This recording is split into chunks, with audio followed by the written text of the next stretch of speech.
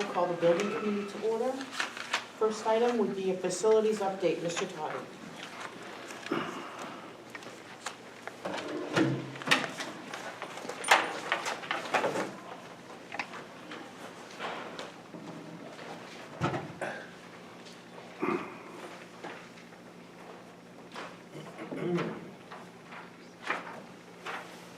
Hello, good evening. Facilities update. I'll start with custodial. We took advantage of the break to get some training done. We had brought everybody into the same place, and we completed some Primex-sponsored back injury prevention and PPE training, which is always good to stay ahead on safety. The grounds crew, I talked to you about the mowers being ready last time we spoke, and they are, but Mother Nature has kind of refocused us on the snow removal, and we've been staying ahead of that. I'm real happy to report the newest plow truck that we deployed was the first V-plow. You may remember talking about that. The route that that truck is on, we've shaved 1/3 of the time that it takes to plow that route by using that equipment. So we'll probably be talking more about V-plows in the future as equipment is ready to retire. We'll probably move in that way to deploy 1-tons with V-plows as our primary line of defense against snow. Wanted to start a conversation about geese on playing fields. It's been a huge problem this year, mostly because snow cover hasn't been there and the geese come and they eat the grass. This is one solution, is a device called a bird banger, and it uses like a starter pistol kind of a configuration. It has a 22 blank and a handheld launcher that would propel a pyrotechnic device up into the air that would make a concussion and scare the birds away. This is not what I want to do. If we were to use this solution, before we deployed anything, we would probably have to knock on all the doors of people up and down Wakefield Street and let them know we're going to start this and we're going to be doing it this time, morning and evening. We'd want to involve the police and fire department. We've already had some conversations with the police department. What I prefer to do is a biological solution to the birds, and by that I mean a canine, a dog. There's got to be somebody out there that has a bird dog and a certificate of insurance, so we could pay them to come unleash their dog onto the field 2 times a day. So if anyone in the community knows of someone that can provide that service, please reach out to me. We've been trying to find people on the internet, and I just can't find anybody that does that. I know they're out there, I just can't find them. So I see a couple of hands up. Oh, go ahead, Dave. What would the certificate of insurance have to include? Well, if anybody we're hiring to come do work for us would have to have some liability insurance, and they'd have to demonstrate that they have workers' compensation insurance. Because if we hire them to work for us and they get hurt, we don't want to own them. And my only other comment, if I may, is with people, passerby, seeing dog on the field, are they going to assume that they're going to be allowed to run their dog on the field? People will assume what they want to assume. I would envision a dog solution happening in the twilight on both ends, early in the morning and late in the evening. I'm not sure how much visual people would pick up on, how much foot traffic we have. Matt? I've had some experience with the Canada geese situation. In one commercial application I did, it was a Concord grape spray. I don't know if you looked into that, where it was, Agway had it at one point. Concord grape. It's a Concord grape concentrated spray. Now the downside of it, of course I wasn't doing it on playing fields. The guy that sprays it is gonna smell like a nice peanut butter and jelly sandwich minus the peanut butter. And it's like, my maintenance guy hated me when I used to do this to him, but I'm like, go out there, spray this, and it actually eliminated the geese immediately. Okay. It takes about a day for it to get there, and it does not rub off after it dries. Okay. So I might want to look into that one. Of course, it's not cheap. I mean, I had a smaller grass field that we had to do. But it works in, Nashua school system had an audible, just speaker boxes that it was like this chirping of bats that would actually scare them away. Another application is you have to use decoys. I don't know if we want to put coyote or alligator decoys in the area. I did that. It was actually in a town called Farmington, and someone blew the head off the coyote decoy. So we had to put no hunting signs behind our location when I was at that company. So, but the Concord grape spray did work. I don't know in this size capacity, but it was, organic. Yeah, well, certainly, similarly, we use an organic garlic compound Yeah. at East Rochester for tick repellent, because we have a big tick problem up there, so we're gonna have the best smelling fields. Oh, I think there's some more questions, Madam Chair? Mrs. Grass. Down on the Cape, people put these dog decoy things in their yards. They're on a post where they move with the wind. They're not standing still. But there's a silhouette of a dog, and it keeps the geese away from their, I don't know how many dogs you need for a playing field. These are people with good-sized yards. But that requires no noise and no peanut butter and jelly smell. Thank you. If we do decide to go the bird banger route, can I sign up to do it? Is there No. a waiver? If we go the grape route, I'm doing it. We can do this one. I'll do this one. Mrs. Could, King. thank you. Could you tell me the nature of the problem? The nature of the problem is It isn't every day that I excrement. see them out there, that I see birds out there. The nature of the problem is excrement. The geese are prolific, they consume grass all day, and that goes somewhere, and it's all over the playing surface. And now you get kids. Okay, and how often does this happen? I Quite a mean, they're bit. not there every day. They're not there every day, and we've had the problem was it's been worse this winter than I've ever seen it. And I attribute it to the previous lack of snow cover. The grass was exposed, so the geese saw it, and they were like, hey, it's 40 degrees out, I don't need to fly any further south. I'm gonna spend the winter right here in Rochester eating grass. And it got to the point where like even the paved walkway between this building and the high school was a minefield. You had to choose your steps pretty carefully getting from here to there. So it's mostly a hygiene problem. Okay. And at some point, I'm sure it will affect the grass as well. We spent a lot of money to maintain and to get our fields looking good. We want to keep them that way. It's super acidic, so it's not. Yeah, Yeah. we had that issue at Roger Allen, and it destroyed baseball fields, the outfield and everything like that because of the geese. So thank you for that input. I will look into some dog silhouette moving structures. I'll look into some grape spray, and we'll continue if anybody wants to reach out to me about live dogs. We can continue to explore options. Is it primarily just the football field at the high school? Baseball as well. Baseball? Yeah, and they might, if they're there, they must be Well, softball and I as guess well. that's my next question is, are we looking to treat all the fields? Or, we've got the middle school, we've got also the grade schools. I mean, if it's confined to one. Right now, the biggest problem I'm seeing and experiencing is the athletic complex at the Spalding High. You see them over there too. Okay. Secondary side. Any other questions on that topic? Okay. Okay, moving on. Air compressor that you're looking at on the left was the original construction for this building. It makes it about 50 years old. It's in service in my shop across the hallway. On the bulletin board behind it, you'll see a little green square rectangle. That's the state certification for a pressure vessel. That's the last certification the state's going to give us on a 50-year-old machine. The air compressor on the right was the original construction for the tech center. It makes it about 30 years old, and it was abandoned in place when we did the renovation at the tech center. So the maintenance guys yanked it out of the second floor of the tech center, worked it, that's a big heavy piece of equipment, worked it down the hallway, around through Spalding, down the freight elevator and over here. It's sitting in the shop now, and we're gonna solve our compressor problems in this building for little to no cost. So pretty proud of the ingenuity that we did. CTC, that is a light switch in the auto shop, the Credo Technology Center. I'll just walk this around real quick so people can get a look at it. It's a 277 volt lighting circuit, and the switch just burned up one morning. There was probably a loose connection in there. I've never. And it was, a real fire. There was fire happening in the space because it's the auto shop. The fire alarm didn't trip because the auto shop allows for some stuff in the air. The original switch was mounted here at normal switch height. Fire got into the pipe, and it extinguished itself pretty quickly once it goes into the pipe because it runs out of air inside the pipe. Firefighters are nodding their heads. So we were able to cut it back to where we got some new wire and replace that one. But because we had a problem with that switch, we went through the building and identified all of the switches that were of the same make and vintage that went in during the CTE construction project.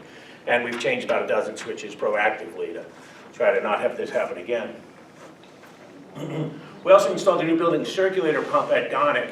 There are 4 pumps that serve the building. One of them failed catastrophically, threw a lot of debris into the hot water system, and we struggled heating that building for the past 3 or 4 weeks, but we're finally back 100% heating at Gonick. Air quality improvement project, the controls project, we'll start with that piece of it. We had a freeze up at the William Allen School. Some of the old Honeywell controls slated for replacement failed, and we narrowly averted what could have been an entire building frozen solid. We have weekend security people that walk through the building. They noticed it felt cold in there. They called Mr. Letourneau. He drove out there, and we spent the day out there fixing this stuff. We did suffer probably about $20,000 worth of insurable loss, so we're working to repair that. But the controls replacement is part of the air quality improvement project. It was slated to happen later. We just kicked it up to the top of the list, and there are crews out there now working on new controls. The other piece of the air quality improvement project, the ESSER dollars, is the McClellan School rooftop units. We're replacing 2 of them. They are both in place. They are both functioning right now, so we're going to be buttoning that piece of it up. And then this big project at the Spalding, we're in full swing. We're looking at boiler selection now. The engineer of record returned a Viessmann and a Lochinvar choice, and I took the opportunity to say, well, we're in Rochester, and we've got some friends up on the hill that make boilers called Lars, and they pay taxes in Rochester, so let's look at their equipment. So we're in the process now of seeing if we can source a boiler from right here in Rochester. RMS Secure Entrance Project. This is the existing entrance to the office. The front doors are out this way. We saw cut a new door opening, and we saw cut a new teller window opening. It's all covered over with plywood now. That saw cutting was done during April vacation, and we're waiting to get the storefront fixtures in. I'm sorry, it was cut during February vacation, and we'll be able to complete the project during April vacation when we get the fixtures in. And you get an idea of what the footprint's gonna look like. But Carlson Academy, we've long had a problem with the bathrooms up there, that there are no bathrooms in the footprint of the BCA, so the students have to go out into the hallway, and they interact with the public out there. And especially now that we put the tax office, we have a lot of traffic. There didn't used to be a whole lot of traffic in this building. There's much more now than there ever was. So the problem is just kind of grown. So the city, completely on their dime and completely project managed by them, have come up with this project. They saw cut 2 new openings from this floor is the cafeteria at the Bud Carlson. This used to be a cinder block wall all the way across. We saw cut an opening into a boys' room and the girls' room, and they're going to close off the doors on the other side. So from when this project is complete, the BCA students will have their own dedicated bathrooms. They won't have to interact with anyone. It's be a big help. It's a really exciting project, and the city's really helping us out with that one. Lead in drinking water, we cleared 2 more schools. Spalding High School and McClellan are added to the completely clear list. There remain only, there's 2 outlets at Chamberlain and 4 outlets at William Allen that are, we've gone 3 rounds of going a little bit further with the pipe, and we can't get them to clear. So I surveyed them today with the plumber and with our maintenance guys, and one of them we're just going to abandon. We're done. We're not going to chase it anymore. It is in a space where they don't really use the sink anymore. There's a printer sitting on top and right next to the sink, so we're just going to get rid of it because we're not going to spend money trying to clean up that water. There are the others. We're going to come back probably during April vacation and do some more in-depth piping because there's some we really don't want to lose. So we're going to pipe back 10 or 20 feet and see what we can pick up with. We're just down to the nitty-gritty of it now. That will be done hopefully before too much longer. Work orders completed the period of February 1st to February 28th. We completed 83 work orders, down from 177 last reporting period. We created 140 work orders, down from 220 last reporting period. Gives us a close ratio of 0.59 to 1, which is down from 0.8 to 1 last period. I now have open 55 of the work orders that were created in February, and the average days from assigned to completed is 8.7, which is down from 3.9 last reporting period. But if you look before that, it was 10 the month before, so we're fine. We're right where we want to be, and that's all I have for facilities update. Thank you, Mr. Toddy. Anyone have questions for Mr. Toddy? Okay. All right.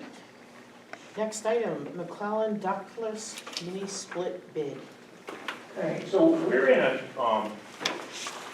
unique position financially this year because we're replacing the control system across the district. We used to carry a large dollar amount for a Honeywell maintenance contract that we canceled. So we're not paying $160,000 a year to Honeywell, and we've been spending that money as repair and maintenance comes along, things they would have covered.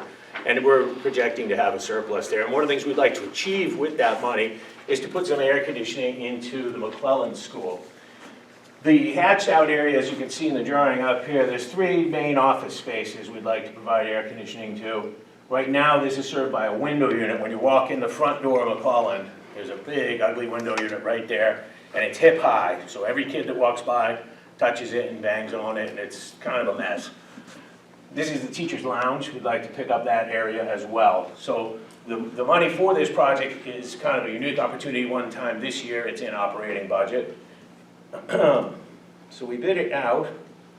We had 3 bidders, and I'm recommending Northeast Climate of Brookline, New Hampshire for $18,420. If you'd like to support that project, we can get that done during April vacation. So I'd be asking for a motion, or if you want to talk about it some more. You have a motion? Go ahead.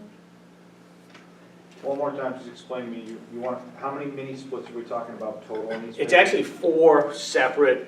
Mini. There were part of this, what we bid out was kind of a design contest and a price contest, because there's a lot of different ways to skin this cat. So we wanted to see who could come up with the best design at the best dollar amount. So what the Northeast Climate designed, let me go back up.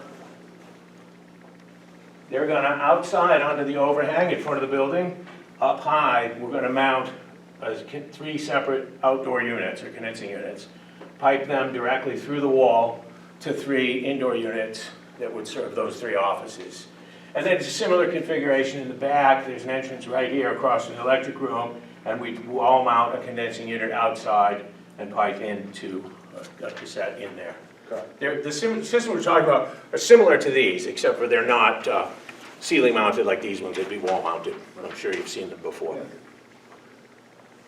So, do you have a motion? No, I just had a question on how many units. I'll make the motion to accept the bid from Northeast Climate in the amount of $18,420 for the 4 units at McClellan. Second. Any discussion, questions? Go ahead, Paul. Just one more, if I could, I apologize. Mr. Toddy, that number includes them doing the electrical and everything, or is that? It does not. The electric will come from one of our electric lines. Got it. Yes. Making sure. Yeah. Thank you, sir. Okay. All in favor? Aye. Any opposed? Great, thank you. Next item, Spalding High School batting cage bid.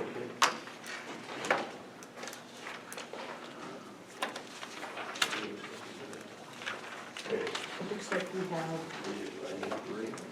3 bidders.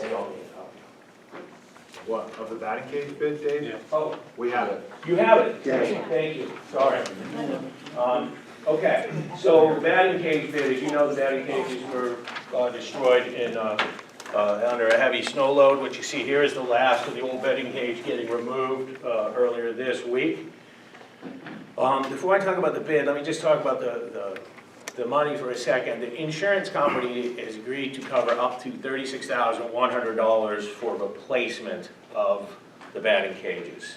So we put it out to bid, we got 3 bids. We bid out before we bid it out, I met extensively with Director Hebert, with Coach Gagnon, and with Mr. Credo representing the boosters, and we talked a lot about different systems and what would serve this team the best and what we wanted to do.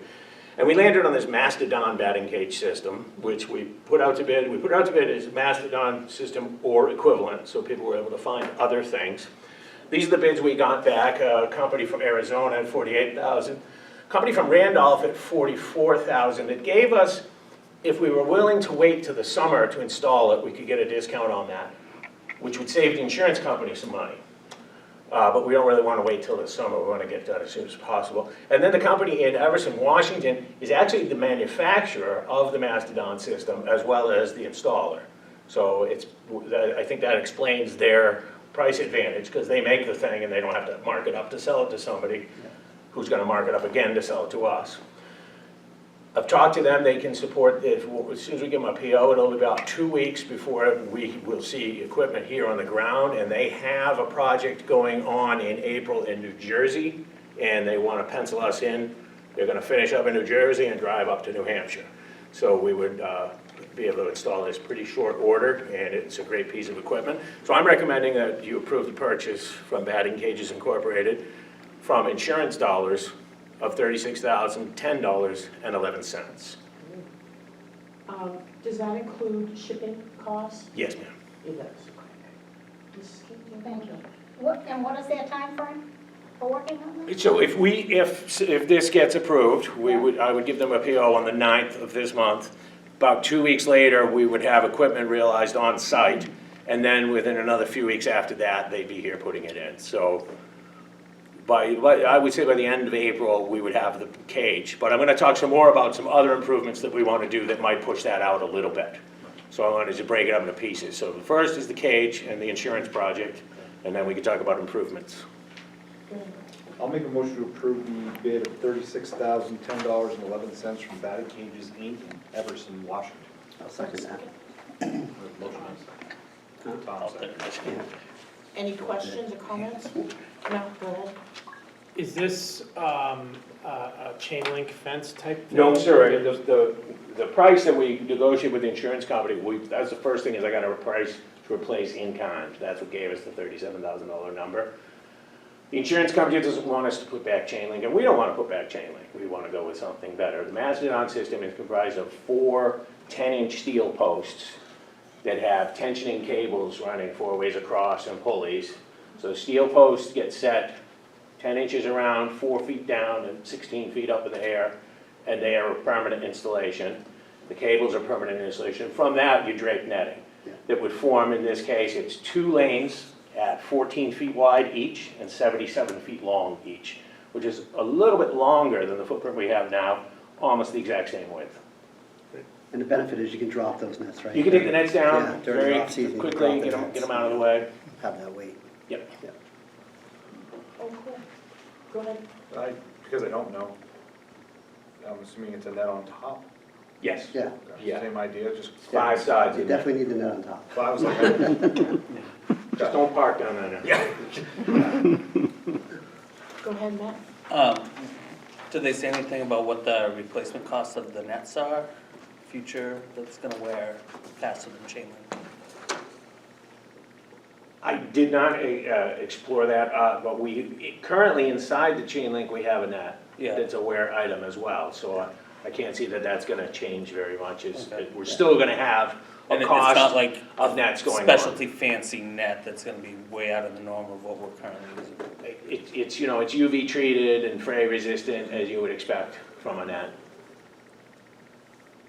And I can Tom? just tell you from my experience, if the nets are treated right, they'll Yeah. last a very, very long Yeah. time. So, and this netting from this company is pretty thick, so it's not like balls are gonna eventually break through them.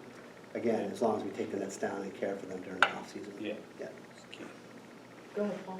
I'm assuming that's part of the protocol you built with Mr. Hebert, at the end of the season, these would come down? Yes, and that's always been our hope. You'll notice right now, if you look at the softball field, that net didn't get taken down, and that's just a function of the personnel crisis that we were in the fall, and that net took some abuse by being left up. Okay.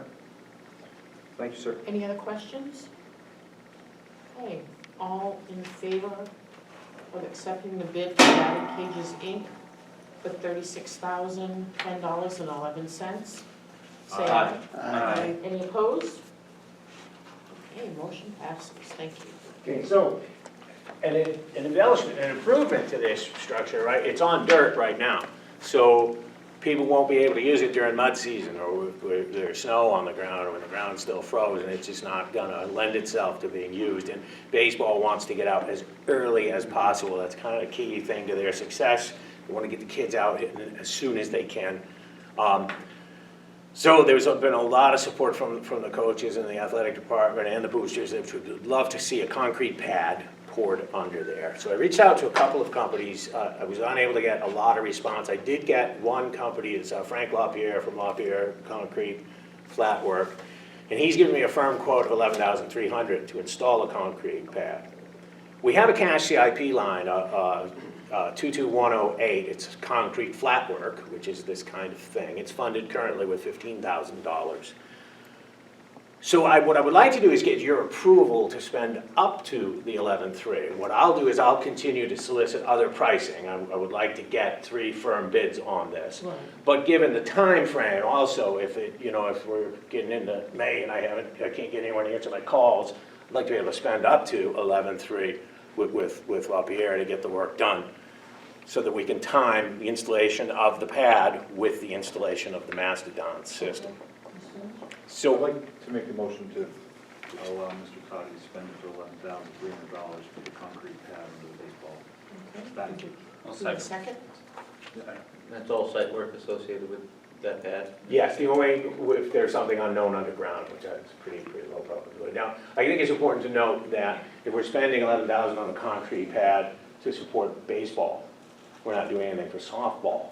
And I brought that up with Coach Gagnon and Director Hebert, and they both immediately said, we'll share it. The concrete pad is an advantage only for those first few weeks or maybe a month early in the season, and there's 2 lanes there, so if softball wants to take advantage of it during that time frame, that would be made available to them as well. So we don't have to, it won't be a case of we spent $11,000 on baseball, now we gotta find $11,000 for softball. We're gonna create a shared asset. Yeah, Matt, go ahead. Do we have electricity out there if they ever want to use a batting machine, or is that entirely? There's electricity near there. I would think within 70 feet, you could find electricity out there. I would have to quantify that, but these aren't very far from the baseball press box. Okay. Concession stand and all And the that. concession stand is right there, and many of the lighting poles have outlets right on the bottom. Okay, thank you. Would it be advantageous to look into that prior to pouring a concrete pad? Is it something we should look at? We can certainly look at the location of that, yeah. I think it would make sense to, I'd rather be prepared for any possible option and not have to limit ourselves to only choosing what we can. So if you So, can figure out is what that- it would take to put electric in there, so if they wanted to run a pitching machine, they could, I think that So would be. if they wanted to run a pitching machine, my advice would be to run, if you're gonna use it today, run your extension cord over and run your pitching machine, and then clean it up and go home. There's a lot of underground there with the new irrigation system. The mains cross right there. So we start trenching something out there, No, fair enough. I don't, Yeah. I don't wanna dig right there too much. Makes sense. So- We, Oh, go ahead. No, Jerry's over there. Oh, Yeah, I'm just asking, Mr. Lynch, could you repeat that motion? The motion was only to approve up to $11,300 Okay, I want to make sure I didn't miss something on there. Yep. Thank you. in construction. so we have a motion and a second. Any other discussion? All in favor? Aye. Any opposed? Thank you. And now budget review. Have you all had a chance to look at the building budget? Get a firewall real quick. I think Ms. Hebert's gonna pick up the firewall. Yeah, they're right. Yep. No, that is under Finance? finance. Yep. Oh,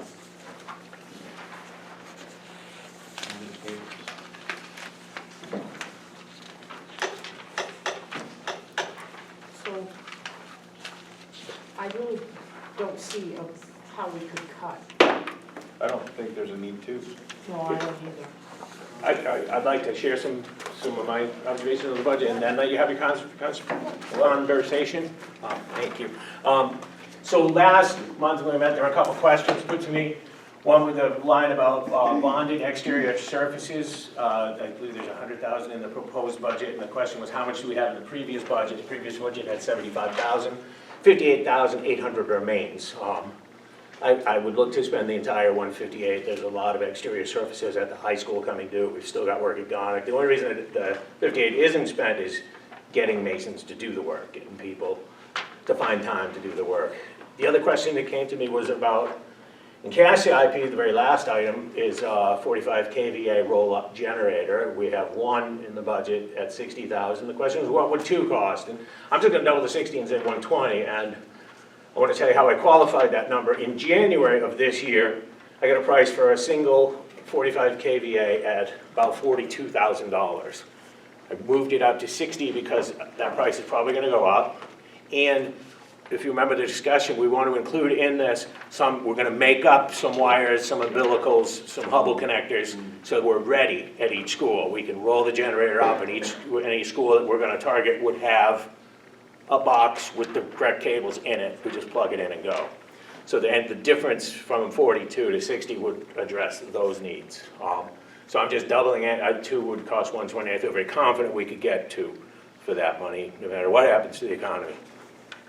And that, are those items are in the budget? Those are in, those are just questions from last month that I wanted to circle back on. So, Do we want it? I think we have to do a survey on the rest, right, when we talk about that. Did you get, oh, I'm sorry. Go ahead. Mr. Toddy, what do we get for feedback in regards to the fence at the high school from the vehicle accident? Is it covered by the city for insurance? Was it So not? we actually just, I think yesterday, laid our hands finally on the police report. And so the cost, I have a price to repair it, it's less than $2,000 for the repair. We have a $1,000 deductible on our insurance. Unfortunately, the operator of the at-fault vehicle had no insurance. So we can go chase them in court, but I think we're gonna spend more doing that than we'd spend just to fix it. Go ahead, Mike. On that topic, I've used the barn a few times with the music department. Is there, if you're going to start changing chain link fence and whatnot, is it possible to maybe move the gate so it's in line with the garage That doors? certainly would be possible if we were gonna start moving fences, but I'd like to continue to review those line items, and we'll see if, we'll just continue that conversation. So let me finish, and then I'll give you guys, you can ask me any questions you want. Sure. All right, so the last slide answered your questions from last month. So the next items on the budget, we have band and chorus in there. And I talked about, we have some 20% drawings. This is called the 20% progress set. It means it's, about 20% of the way through. And it's that we base our pricing on. These were completed by Banwell.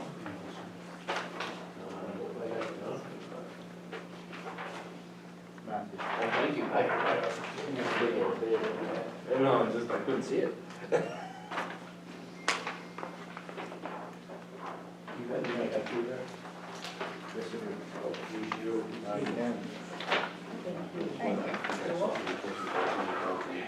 If I need to share it. Yeah. Can you two look on it together? Sure. Okay. All right, so, what's driving this is largely the floor and band and chorus, right? The walls, the interior walls all rest on the floor. The walls have to come out in order to fix the floor. We're doing HVAC projects throughout the rest of the building. This space got peeled out of that project. It's not included in the big ESSER-funded HVAC project because we knew there was some other project gonna be going on in there. So the price you see in your budget reflects us tearing out the interior walls. We're gonna demolish there's some high glass block along the band. Is it easier if I come over here? Can people see a little better? I see Ms. Keynes is struggling to, these bold black lines on the bottom, our glass block wall that's gonna be demolished with new windows and new automated window treatments. One of the big problems in that space is solar glare. All of the screens and projection in that room is on this wall, and the sun comes in this way and just glares everything out. So we met with the stakeholders, we met with the principal, we met with Mr. Goodwin, Banwell, interviewed them, we talked about their needs and what they wanted to come back with, and this is what you're seeing here. We can, if we continue to move forward with this project, there was some discussion at 5-year about really digging into those stakeholder interviews, and that would certainly be a part of moving this forward. But this project, because of the floor, really should move forward. So as you're thinking about cuts, please don't think about this one, because this is something we should probably move forward with sooner rather than later. It's pretty well vetted out. There's very little change to the space. We're moving some HVAC equipment out, which is going to give them a little bit more office space. We're adding a little bit of practice space, and we're dealing with the floor. We're dealing with their solar issues. What's the projected cost? It's in your proposed budget. It's 1.5? 1.5 is what comes to mind.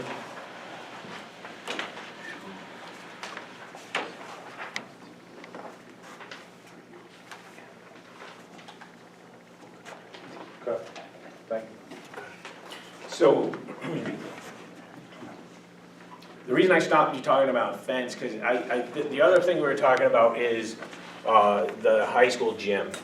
And in my mind, the track, the fence, and improvements to the gym is kind of one thing, right? That all fits together as one project.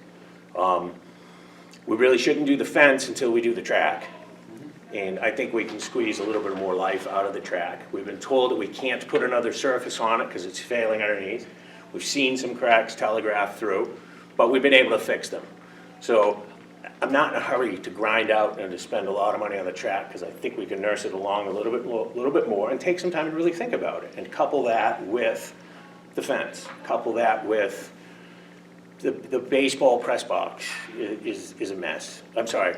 The softball press box is a mess. Something probably should be done out there. There's a lot of things that we can consider to go in with that fence. We also did some 20% drawings on the weight room and the girls' locker room. We didn't talk about finishes in the boys' locker room. And the girls' locker room project was really about increasing storage space. Well, we just brought a new storage building online. So I'm not sure that that's really the need that we need to be pursuing. So if you're going to talk about cutting things in the bonded, I would think that the projects at the gym, the track, the fence, can all get put on a burner. It can be on this committee's 5-year. I think one of your goals is to address the gym space, and that it can continue to percolate through that way, and we can continue the discussion and move it forward with a little more thought, a little more involvement, instead of just running out. The fence looks like hell. Let's fix the fence. Let's take a step back. Let's take the big picture and try to do everything. That would be my advice. I have some 20% drawings on the girls' locker room and the weight room if you'd like to see those. Or I could just leave them over here and people can help themselves on the way out. I don't want to take too much of your time. I know I've already taken a lot. So, do we have to cut the CIP budget? It's a big number. You think? Yeah, that's a big number. Say we're bonding for other projects that we. Right, if we're really moving forward with a new school, Right. your debt service is gonna be crucial. So, in my opinion, I think we lean on what Mr. Toddy's saying specifically. I think we need to do a little more engineering outside. We have a lot of complaints about how outside's set up, and we've talked about this a bunch of times, and get to the hamster wheel and start chasing our own tails. We need better speakers, we need better lights, we want turf, we don't want turf, we need a new track, we need a new stack shack. Like, that whole section needs to be assessed and really dived into. If Mr. Toddy's telling us he can get 2 or 3 more years out of that, I think it makes sense to do it that way. Unfortunately, with the problems we've had in the band floor and the cataclysmic events of that floor with no one controls, right? We have nothing to do with that. It's probably, if you had to pick one of them, this would be number 1, the band. Yes. Okay. I don't know. Go ahead. The general consensus of the board is to kind of delay on those projects for a couple of years. Should we add that to like the 5-year plan? Put it in the parking lot. Put it in, yeah. So, just to clarify, oh, sorry, you went here, but just on the 5-year projection, it's already on your 5-year. It's already there. So it's already on this, so we just reviewed it in the 5-year committee, and we're gonna have it published so we can understand it. 5-year work is in this committee's hands. Okay. Instead of a separate meeting that the committee's not in, Yeah. it's all, so you guys can have any type of. So if I could for a second, the other piece of it is the special ed.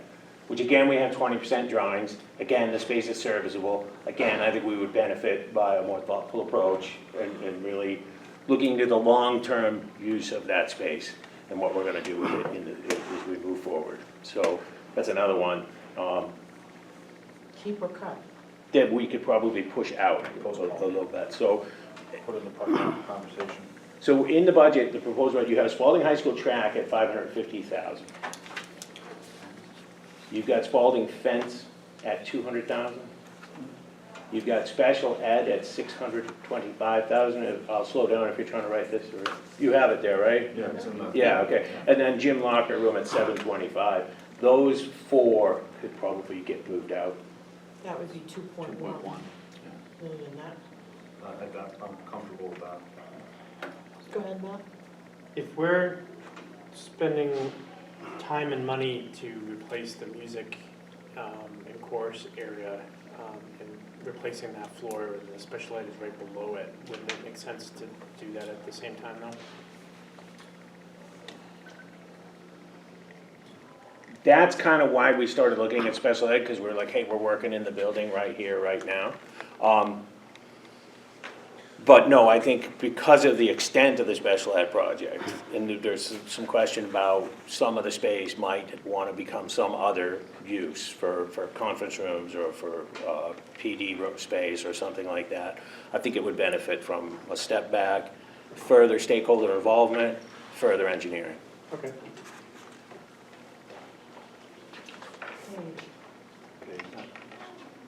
Go ahead, Dave. Just talking about the track and the field condition, or field improvements, if you will. I know we've had this discussion in the past as far as looking at the whole complex and possibly revamping, or this is kind of a little after the fact question, I guess, but does the field layouts primarily stay the same? I guess In my- we're putting in more of a permanent structure with batting cages, for instance. I mean, you know, we're putting in those things that are more or less going to be permanent. So I know we've had the discussion in the past of looking at the whole complex and revamping it and whatnot. I mean, The simple answer to your question is we've got a lot of underground utilities supporting the footprint of those fields as they are. So I think improvements would keep each of those respective fields in their same places. So as it stands right now, basically, it would be a little bit more than cosmetic improvements, but primarily it's less infrastructure, if you will. Yes. All right, Yep. thank you. Go ahead, Paul. Mr. Toddy, I'm going to put you on the table here for a second, but, so if we prioritize, and again, this is a committee conversation, if we prioritize that the outdoor complex in the gym is one function, in my brain, that's why I want to have this conversation here, that includes the weight room and the girls' locker room, because it's one space. I think the fact that Mr. Toddy has brought to our attention the special ed area that we're talking about under the band room has not quite been qualified of what it is identified to do, does not make it a priority. What we had in the band room last summer, wasn't that problem? Yeah, we've had that for We've been about 3 fighting, we've years been now. chasing that thing for years. We're at a point now where we can't continue to put a Band-Aid on a bullet hole. So I think until we can really quantify what that budget looks like for debt service and what we're gonna have to pay and how, and what that athletic complex system is going to encompass, I think it has to be tabled. I think it's too premature to put it in a budgetary fix when we don't really know what it's gonna be. I think, in my opinion, the only thing that should be staying on the CIP list is the band room. Until we can really figure out how we explain to the taxpayers and get the stakeholders to agree of what those identities are, it's premature to put money on it. Justin's assessment, but this is why we want to have this conversation here. So I would be inclined to cut everything and leave it in the parking lot, and have it be a different conversation at a different time. Because if you have Banwell continue to do this, have them draw something up. Hey, if we were gonna do this, what would it be? Really do it, because if we want new lights and new sound systems and all that stuff, you do it all in one package. So that's kind of where I'm leaning, but That's what the conversation needs to be here. I'm just I want to be very conscious about debt service when there's a school on the line. Yep, I agree. So, Mr. Toddy, how would you be able to live with that? Yes, ma'am. Well, with what? With cutting the? Leaving just the band chorus project under the bonded CIP? Is there anything else? So does that there mean, let me just qualify that, so the first line is district-wide exterior surfaces, we're not talking about removing that, are we? No, we're talking about the athletic.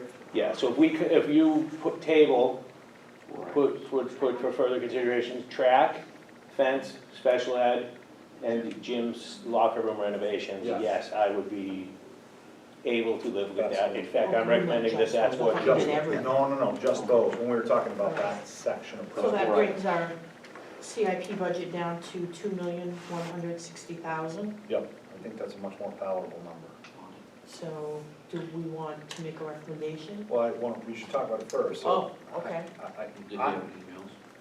I don't think so. Dave, did you have any emails? Well, I have something I'd like to shift, and this has to do with district-wide roof replacements.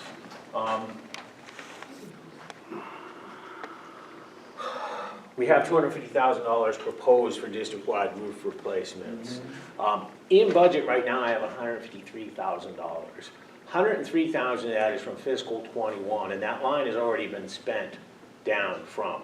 So I worry about that money being available long into the future, because sometimes 18 months after you tap a line, the city takes it out to bond, and those unspent funds go away. Right. So I'm not confident that the $103,000 would be there in a year or two when we might need it. There's a $50,000 line that we put in for reconditioning rubber roofs, so we didn't spend them, the bids came back crazy. That line is untapped, so that money will sit there in perpetuity. So right now, the budget driver for roofs is this list in my hand right here, and this is a list of every single roof that we have, when it was installed, and what it's made out of, and what the life expectancy of those materials are. So when a roof gets to the projected end of life expectancy, I start putting dollars in the budget to deal with it. But I'm not going to replace a roof just because it's 15 years old and it's a 15-year life expectancy. A great example is the D wing at the middle school is due. You walk out on that roof, it's pristine. It feels like a brand new roof out there. So the roofs that are due now or very soon are the Chamberlain gym, the Chamberlain flat roof, the middle school D wing, and Maple Street Magnet School flat roof. None of them are in horrible, terrible condition. So what I would propose to do, if it were required to take the 250 out to support another project, I think we could live with that. The 50,000 would get us some repairs. What I'd be more comfortable with doing is taking 50,000 out of the 250,000. So now I have 200,000 in the new budget, and I have 50,000 in a previous budget. So I have my 250. It's in lines that aren't touched. They will exist forever and ever and ever until we start spending them, and we won't start spending them until we need them. Okay, So so cut 50 grand, cut 50 out of that. unless you want to, and I'm so sorry, it's just not easy. Sorry, page down. The district-wide library improvement line in budget is proposed at $80,000, and we've gone out to get some quotes, and they're coming in a little bit higher than expected. So the 50 that we take out of roofs, if it got moved into district-wide libraries, it would support those jobs. Right now, remember the pictures I showed you of McClellan? We're not gonna be able to do it with 80. So that project's either gonna get cut in scope, or we're gonna move the 50 over from this. Go ahead. I think, do you have the hard numbers on the McClellan project yet?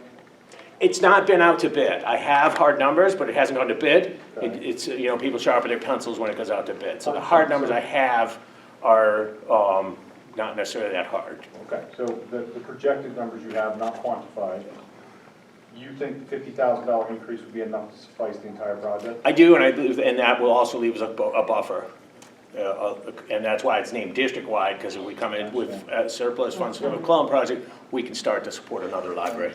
Okay. What else do you have for us to think about, Dave? I'm gonna shut up now.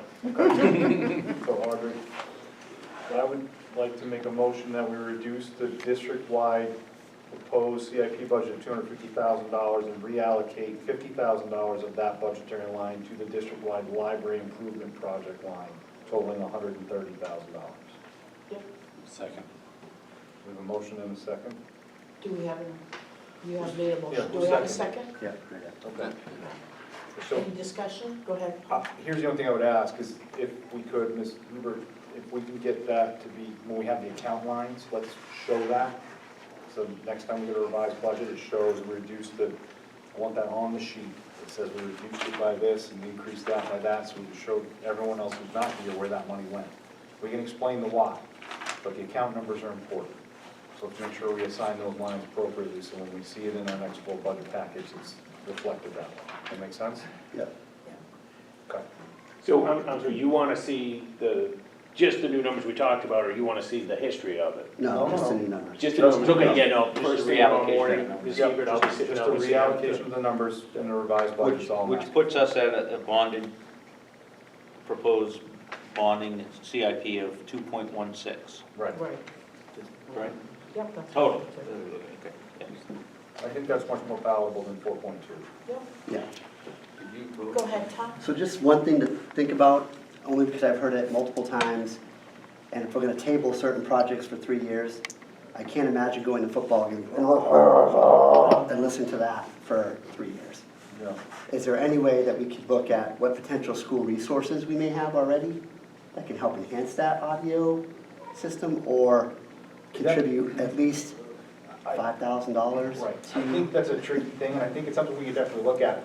Here's how I would play that card, because we don't know what we have in excess funds this year yet. We haven't figured that out. We've got a lot of things coming up, and the tax cap's gonna be, we should come in under the tax cap, which next year should give us a little bit of a buffer. I think you take the time next fall, have the superintendent meet with the AD and the high school principal and see what it would actually cost to fix that problem. Yeah, Then come back and see if we can figure out a budget. I don't I would say disagree with summer. you. We wait till fall, it's football season. As soon as the budget rolls over, as soon as the budget rolls over, start having the conversation. That's what I would do. I don't think it's something we need to add to this one, because we're trying to get to a number that we can present. We're running out of windows, and to get that data might be a little more cumbersome than we want. So I think as soon as the budget rolls over July 1, bring it up at the July meeting. I want to talk about speakers, right, whatever it is. Because I agree with you, it's one of the biggest complaints I get whenever I go Every to a single football time you game. go to a football We game. can't hear sorry. anything he What did he says. say? Ugh. What? Yeah. If we have a budget surplus, is that something we could use it for? Until we know what it is, we can, yeah, so it could be something Mr. Toddy can do a little bit of digging on now if he wants to Yeah, I bring it mean, up. I agree, it's a huge problem. Yeah, and it's not a huge, I think you can get a pretty cheap fix to Right. it, so it's I not. think it would be pretty cheap too, it's just, I just don't want to get, at this point, I don't want to get ahead of Yeah, ourselves. No, We've got I hear you stuff there, to I cover. just, So I agree with you, but it's not a conversation I'm afraid of. So Mr. Toddy, if you could kind of understand what it would be, come back to us, let us know. I don't think we need to jump on it unless it's something we can find money to spend. But, Absolutely, I'll And if we try to we have quantify speakers it, somewhere. find a solution, and again, yeah, it's Yeah. not, this isn't a big ticket item. Yeah, So, I'd like to make a motion to amend the CIP budget as presented. So we'll cut the 4 projects, which are, could you repeat them, please? it would be The fence, 550 from the track, yep, 200,000 from the fence, yep, 625,000 from the special ed project, yep. and 725 from the gym and locker room renovation. Okay, so our new CIP, And then Bond, shifting, bond. just flip-flop yep, on the but 50, it's, so it's yeah, the dollar stays the same. So, 2,160,000.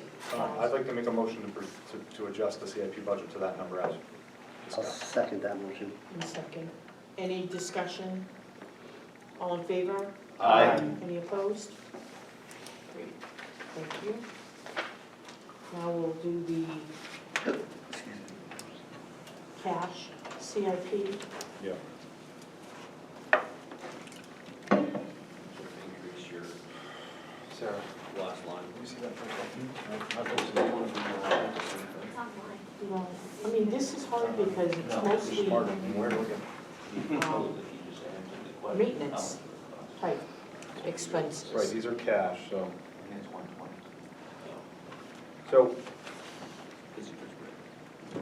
Mr. Toddy, on your cash CIP list, I wanted to ask a question specific to this. Are these numbers in reduction, or have you increased these at all in the last 5 years?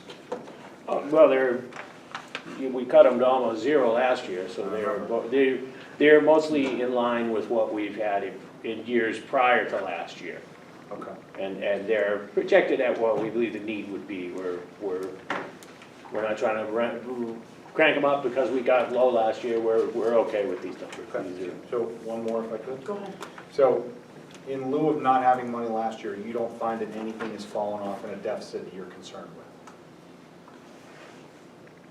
No, we've ended up really good in the operating budget because of the Honeywell contract, where I talked about that money that's You're right. kind of allow the McClellan project.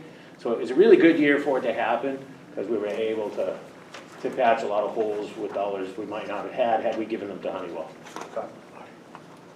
Go ahead, Dave.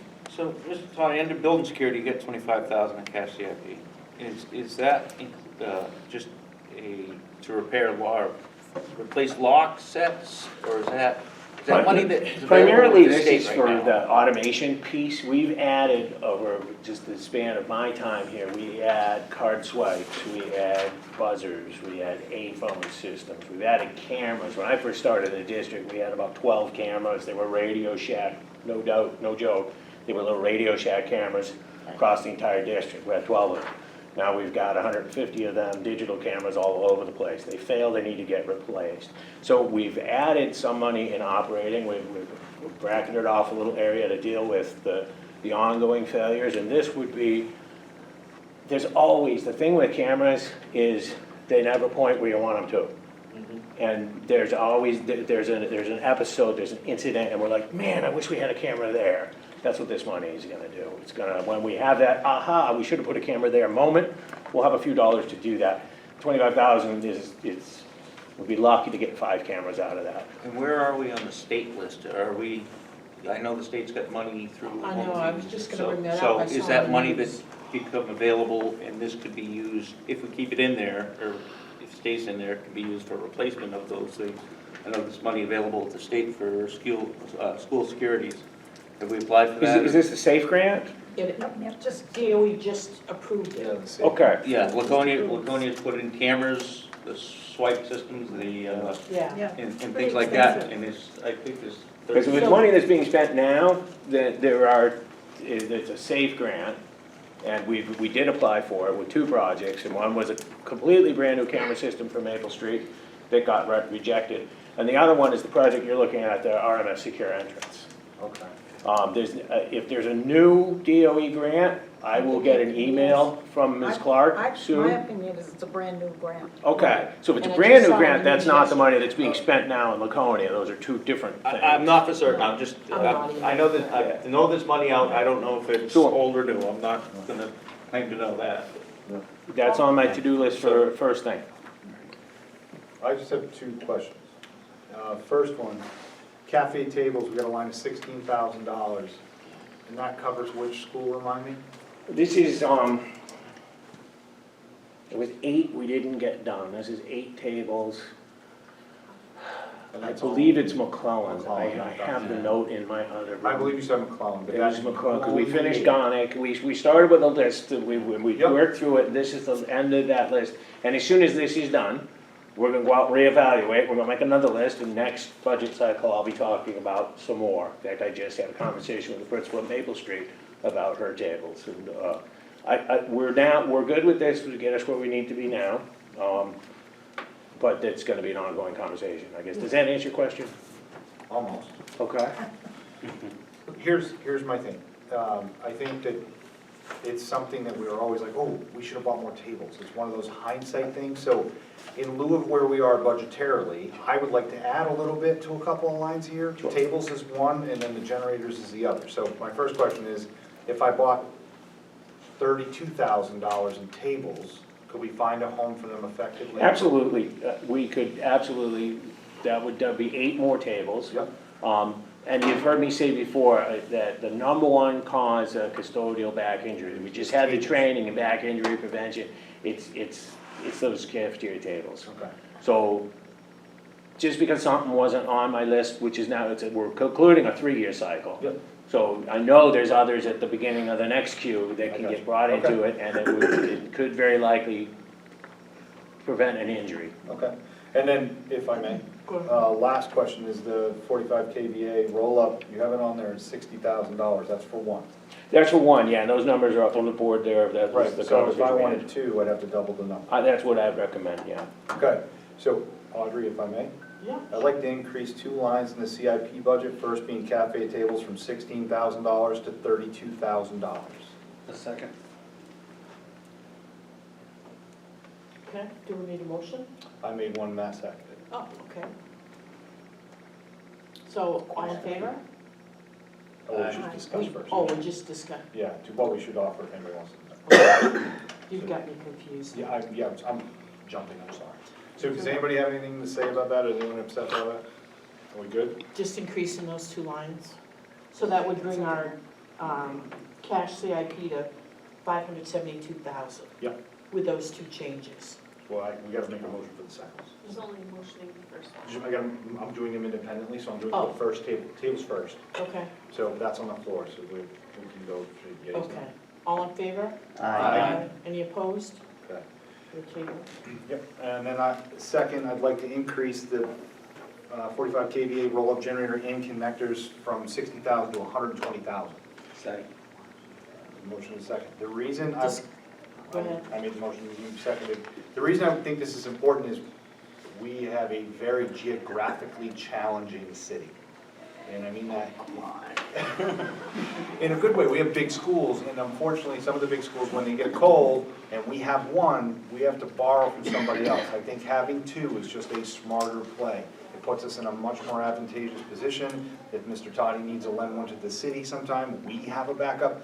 It just makes sense. We have 8 buildings that are exposed to this stuff. We need to have some coverage. Mhm. So it just makes sense, in my opinion. You vote any way you'd like, but that's the way I think it should go. Any other comments, questions? All in favor of increasing the roll-up generator line by 60,000, say aye. Aye. Any opposed? That's it for me. All right, so that would, 572. pardon? That'd make it 572. I can't hear you. Sorry, that would make it 572. 572? Yeah. So do we need a motion to accept the, We should, just to recommend to finance in the new amount. so a motion, do we need a motion to send our cash CIP to finance for $572,000? Can we have a motion? and So moved. A second? Second. All in favor? Aye. Any opposed? Great, thank you. You did that for your capital. Oh, Sandy. No, could I just ask one background information, question which you probably all know the answer to, which is number 1 item up here. How come, what will we be doing with bonded exteriors that we only spent Bonded refers to $15,000? Bonded is the basically? funding mechanism. It's bonded CIP dollars Yeah, but being used for masonry exterior surfaces. how come we only spent $14,000? Isn't this where you were telling us all the works are flowing out and stuff? Yeah, we had other masonry lines that we spent down to 0 before we went after this one. So those got zeroed out and we started to tap on this one. Oh, okay. And then ran out of time Okay. for the winter set in. Alright. So yeah, we did do a lot of masonry. It didn't all come out of that line. Okay, Yeah, and there's a lot thank more. you. Did you do your bonded? Yeah, we made a motion to Send recommend that to that. finance? Yeah. And then your full budget? Yep, and we haven't done the full budget yet, we're just finishing this. so. All right. Okay, so where are we? Now the whole budget, the Yep. building committee budget? I'll make a recommendation to send the building committee budget to finance for review as amended with the CIP and bonded adjustment. Second. Second, any discussion? No? All in favor? Aye. Any opposed? Great. I think that does it for budget reviews. I think so. Next would be joint building committee. We discussed that already, right? Creating a joint building team. Oh, JCC, the original JCC, yeah. Well, we can't do that until, Well, we should do it We formally. have to now. ask them to Yeah. create. hold on, we have to ask the city to. Correct. But I thought we had to wait until all our documents were finished. Well, we can start the process. Okay, I'm fine with that. That was JVC CTE committee?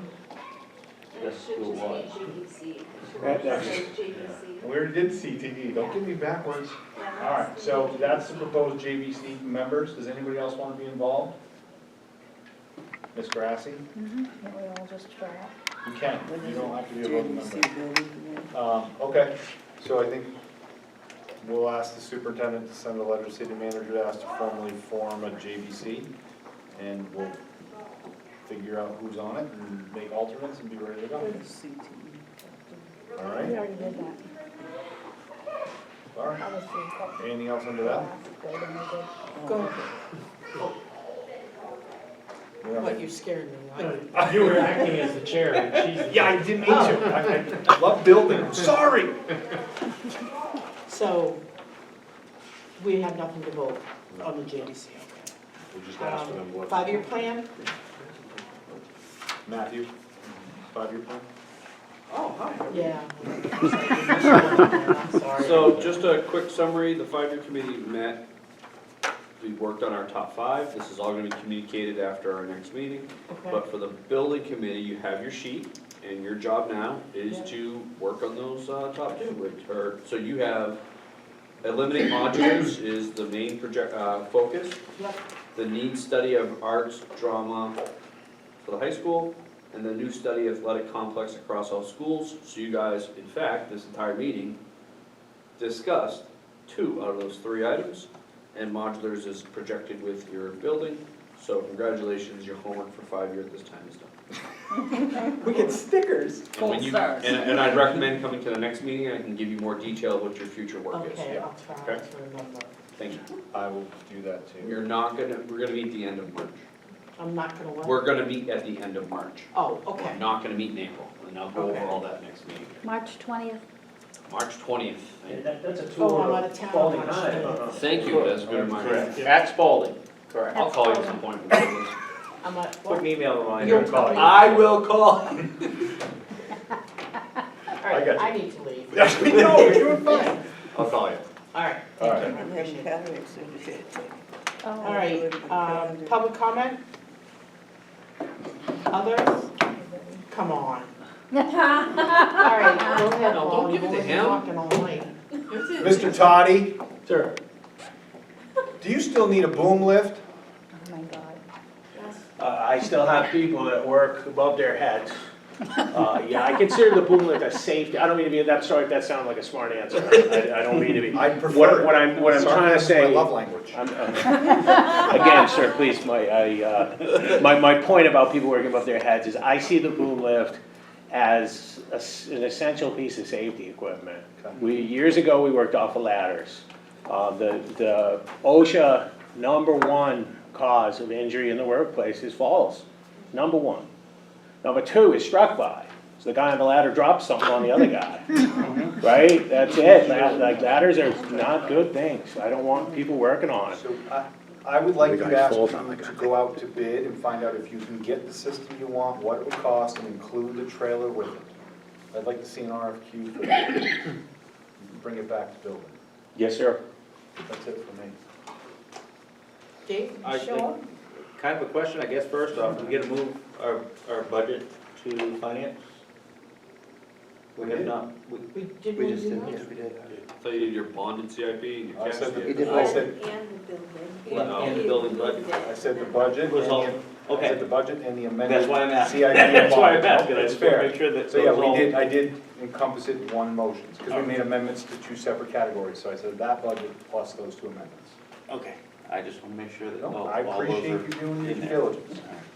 Thanks. It's confusing me. I guess I should be Go ahead, more Matt. diligent about what I'm voting on. I just make sure all through.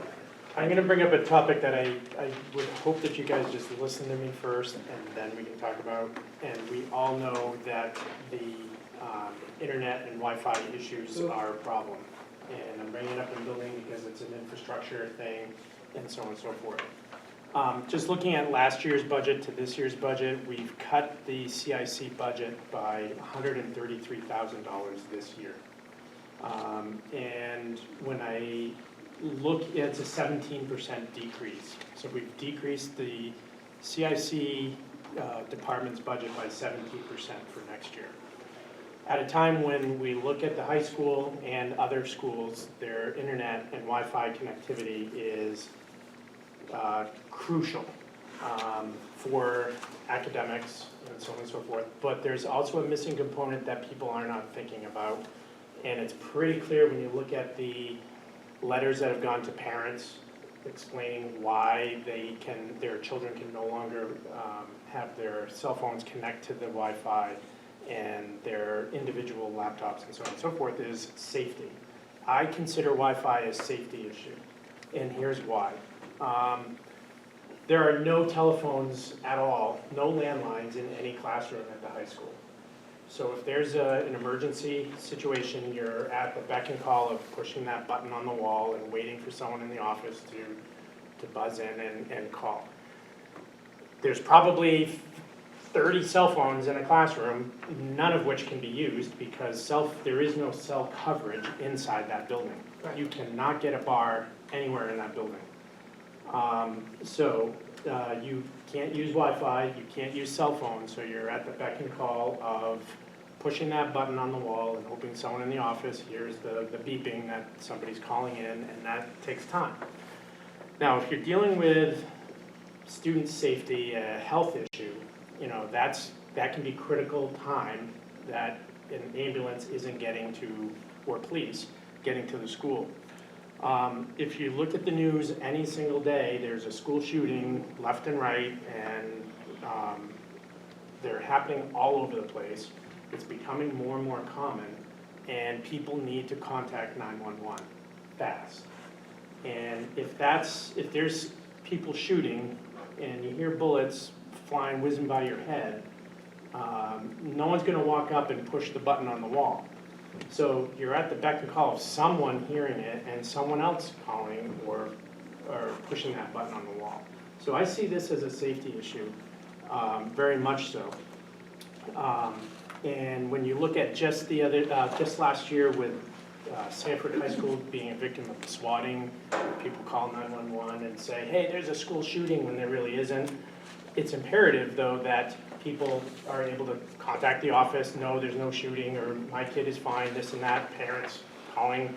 Although I know in an emergency situation, what you don't want is clogging up the cell phone towers and whatnot with kids calling parents. But if we have an adequate Wi-Fi system, the way we should with a 1,400 student building, that shouldn't be a problem.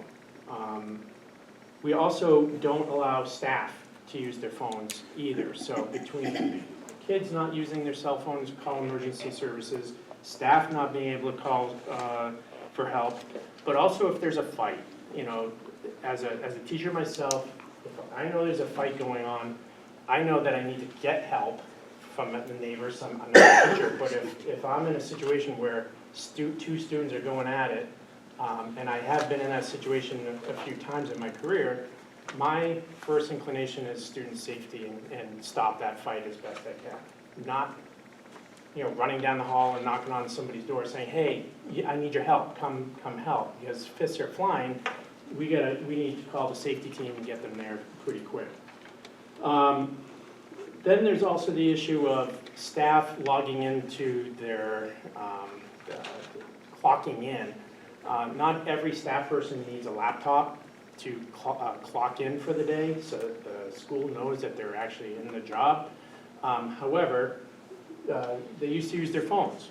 Clock in at the beginning of the day, clock out at the end of the day, and that's all they needed their phones for. Well, now they have to have a school-issued laptop, and that means, or Chromebook. That means that that's being taken away from a student because a staff person needs that laptop. Okay. Contacting parents. I mean, if we have teachers who are parents, so if there's an emergency going on at their school and they're trying to get in touch with a parent, Like my wife, for example, had an issue at Dover High School. She didn't know anything about it until she walked out of the building at 3 o'clock and her phone beeped because now she's on cell service. That's unacceptable if we're a family-friendly school district, we need to have our parents, who are teachers and staff people, to be able to contact their schools. So when we look at our budget, and we've cut our CIC budget by $133,000, we don't have any plan to increase our Wi-Fi capacity at the high school. I think that's a travesty, and I think we need to have that fixed before we send the budget to the city council. Find out what we need to get that building up to 21st century Wi-Fi capabilities, get that equipment in over the summer, and fix the problem once and for all. I thought the equipment was being installed. That's why they shut it off, because until the new equipment could get installed. That's not my understanding. That's Well, what I I thought. Go No. ahead, Paul. No? So I think, Matt, I think what you're asking for is fair. Yeah. I think we need to understand what the superintendent, or what CIC is seeing the reduction is, and then ask for that. I don't think it's something we'd be in opposition of, but I think there's more to it than that. So I think, from my perspective, if it's a safety issue and the committee agrees it's a safety issue, we'll always find the money. It's not something, even if we had to, we go to city council to get money. It's not a problem about getting money. Let's understand what CIC and the superintendent, or what the superintendent is aware of from CIC. I think that's a question we can ask him to bring to us. If I may, Go ahead. I appreciate that. This has been a problem for a number of years, and it hasn't been addressed yet. Okay. That's my issue, is that when somebody has dropped the ball and not looked forward and said, hey, we need to fix the Wi-Fi because it's becoming a problem year after year after year, and now it's to the point where nobody can use it, and then the memo has gone out, this is a permanent fix. Right. It's not changing, so that is an issue. Okay. Donna? I agree with that, but I'm a ham radio operator. I'm licensed, and I could get a hold of Aries and see if they had any ideas. They have their meetings here in this building. And I noticed the high school does have walkie-talkies that are kind of like the ham radio. So maybe they could help out somehow. A lot of the service is free, and I think all of it is. Something we definitely have superintendent. Yeah, I'll ask. Good idea. I would ask Ms. Hebert to ask Kyle to meet with the high school administration and CIC and see if there's a way, or what the recommendation would be about the increased bandwidth at the high school for Wi-Fi. Do you have any information, Mrs. Hebert, for us about what's the truth and what's? Yep, so the firewall replacement that's coming up in the next committee meeting has nothing to do with the Wi-Fi.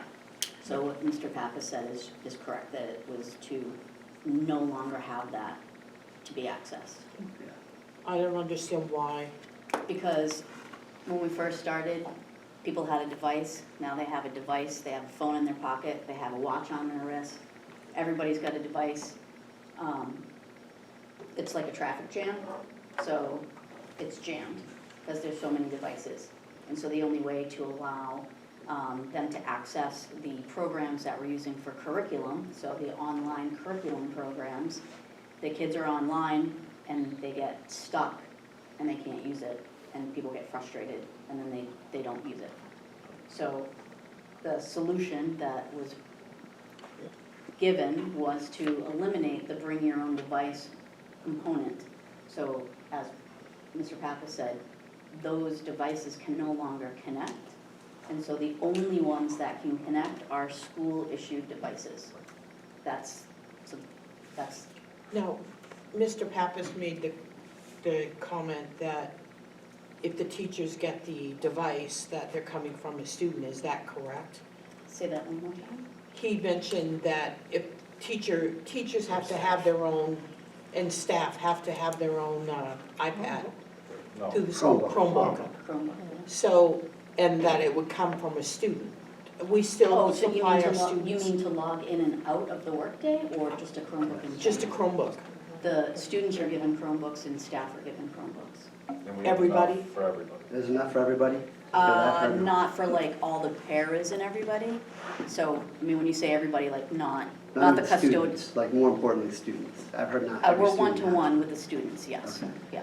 How do they log in, the people that don't have a Chromebook? How do they log in? The hourly staff? Yeah. So, in our building, we had like one in the office and one in the teacher's room, and so you would go into the teacher's room or you'd go into the office and you would log in and out from that.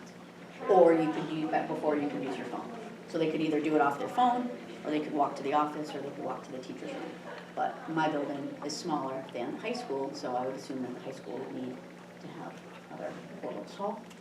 It may be something, we've seen this, I've seen this in the corporate world, and we see it here, where there's subnets, so you have your administrative unit who's on one internet, right? Maybe we do that at the high school.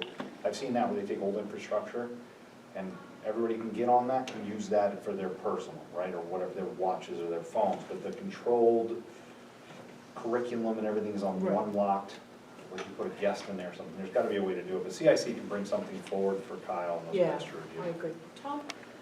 I think Matt brings up a really good point, because I hear the challenge of the curriculum and the things like, and those are all very important in the day-to-day business of the school. But it doesn't, like, I think I want to hear more about the safety, like how are we ensuring the safety of the students, the safety of the teachers, how are teachers able to communicate with family in those crisis situations?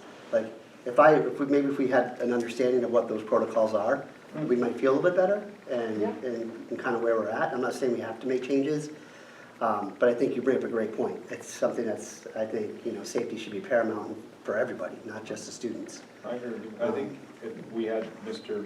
Perpuzzi, when he brings why the CIC budget was reduced, Yeah. and maybe add that if you could, Ms. Hebert, add that so he can explain structurally Yeah. how that mechanism works. I agree with you. It's something we should probably understand before we start Yeah. asking to add or take away. Exactly. I agree with you, Because they may have protocols in place that really alleviate all our concern, and 100%. we just don't know that, so.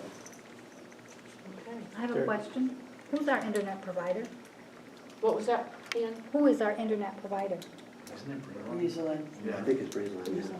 Because we got T1, we had this conversation with the city a couple years ago, trying to see if we were on the same T. We're not, we have our own T over here. But most of their infrastructure is getting to be 30 years old. I think we're actually on fiber over here. Yeah. Which is better than a T1 one? Yes. And Scanner, did Go you ahead, Matt. want the bid? I guess in addition, one of my big concerns is that a decision was made without the input of the people who are most affected. So nobody at any time asked teachers what would happen if we cut everybody's access to Wi-Fi. Nobody's asked any of the staff and so on and so forth. That might be a problem of building administration, might be district administration, might be CIC, I don't know. But the fact is nobody was asked. And also, if you guys remember, we bought an app for everybody to have on their phone that has a layout of every single classroom that every teacher has on their classroom. I don't know if we still use it, but if we do, now that's irrelevant and we're paying for an app that no one can use. Do you guys remember this? Yeah, I do. Yeah. I do I remember. remember, I don't believe it was ever implemented. I thought it was. I don't think it did, it didn't work, they Yeah. discovered in my district too, it didn't work. Yeah, remember the promise was from the provider, they sold everybody that it would link to the cameras and that the Yeah. police would have Yeah. access. You can see everything, It it doesn't didn't work. work. We Yeah. had something similar, tried to do it work, and It didn't work. but it was a If we good could roll get- call system, I remember that. Mr. Rapucci to get us that information, that'd be great. Yep, no, ask them about the navigation. Anything else under other? I just, Oh my God. I just want to follow up on Matt's thing. So you're looking under the technology services, and you're saying, and you're talking about a 17% reduction, is that what you're? CIC. CIC, from the year before. Right. I just want to know exactly what you're looking for. Isn't it in building? I'm looking at the entire I guess that's what I'm trying to figure out. You cited a 17% reduction. Technology Technology services. services, Yeah. right? And just, Not something. make a, and I don't disagree with a word you said about that, but just to be clear, that the reduction is actually the personnel, looks like, of that line. Yeah, and then we're adding a person in our list of 18 new positions. Maybe we can manage the new Wi-Fi. And that actually went up. No. Go carrier pigeon, I love it. Folks, my district focused a huge amount of resources about 7 years ago in making the Wi-Fi up to 21st century standards. Ours hasn't been touched, and it's failing. So that's, we need to invest in it, and we need to bring it up to expectations of the 21st century, that's all. Yep, I agree. All right, so, motion to adjourn? So moved. Second. All in favor? Aye. Aye.